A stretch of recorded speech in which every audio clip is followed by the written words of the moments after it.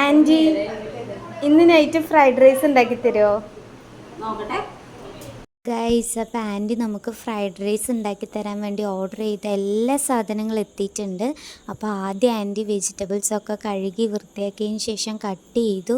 Chicken ഇല്ലാത്ത കാരണം egg fried റൈസാണ് ഉണ്ടാക്കിയത്. ഫ്രൈഡ് റൈസ് ആയത് ഞാൻ അപ്പം തന്നെ വേഗം കഴിക്കാൻ വേണ്ടി പോയി. ആഗ്രഹിച്ചതും അപ്പം തന്നെ കഴിക്കാൻ കിട്ടിയപ്പോൾ അതിനൊരു വല്ലാത്ത ടേസ്റ്റ്. ആൻറ്റിയുടെ ഫ്രൈഡ് റൈസ് അടിപൊളിയായിരുന്നു.